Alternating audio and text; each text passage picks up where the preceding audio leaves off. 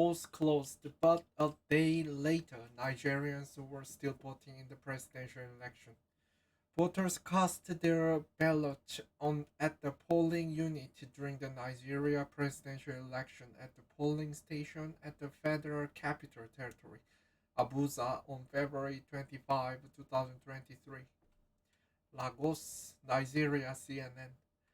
How do stage elections for more than 93 million voters, with great difficulty, headaches, delays, and technical issues, it turns out? More than 24 hours after the polls closed, some Nigerians were still voting in Africa's largest democratic exercise. The numbers are staggering.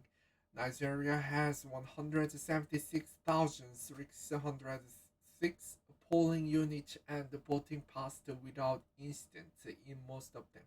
However, it was overshadowed by widespread reports of delays, technical issues, and attacks and voter intimidation at some polling stations. A CNN team in Lagos saw voters still trying to find a way to cast their ballot Sunday at the school in Lagos, where two polling units didn't get to vote in Saturday's election.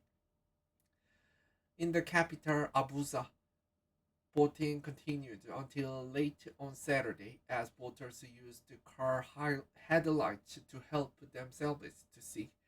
When the CNN team visited some polling units, dozens of voters were still waiting to cast their ballot. In part of the Lagos, voting went on well into midnight. An unprecedented threat. The election is one of the most hotly contested contests since the end of the military dictatorship in 1999 and the two-party system that has dominated Nigerian politics since then is facing an unprecedented threat. The front runners are Bola Ahmed Tinubu of the ruling APC party, Atiku Abubakar from the PDP, and Peter Obi from the lesser known Labour Party. Voters waiting the call in Abuja. Obi, 61, has gained in popularity and is seen as the third force candidate that could emerge as leader.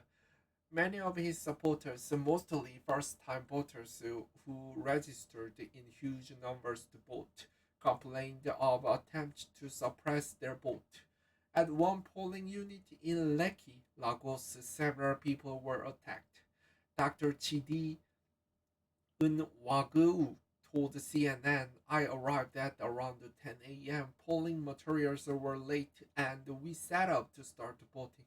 Some thugs arrived and started hitting people with the chairs. I was hit several times with the chair. There was a doctor who helped us. A lot of women were attacked, including a pregnant woman.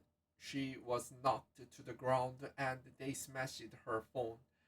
Alicia Gubericon said, there was a harassment and if you had a phone, that was a crime.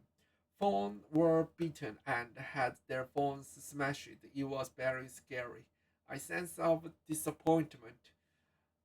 We Aga Africa, a non-profit civic group that deployed 3,836 observers across the country, said it was disappointed with the elections.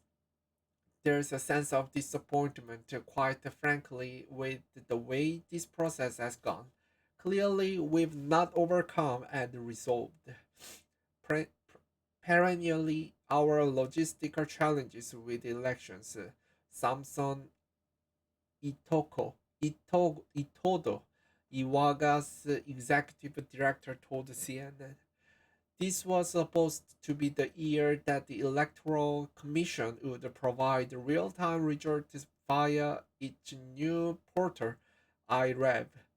Iyaga said he was concerned that as of Saturday, 10 p.m. local time, when results were known from thousands of polling units, they had not been uploaded to the Electoral Commission's voting portal. More than 90 million people were eligible to vote in the election.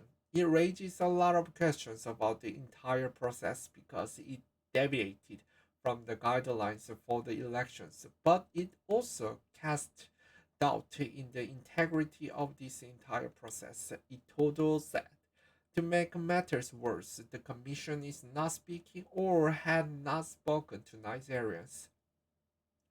The chairman of the Electoral Commission, called the INEC chairman Mahmoud Yakubu, briefly addressed the country at the media briefing on Sunday, where he explained the collation process but did not address the issues around the result transmission. Yakubu reported that there were pockets of violence across the country and the electoral machines known as bimodal voter accreditation system called the BVAS were lost in some of those disruptions.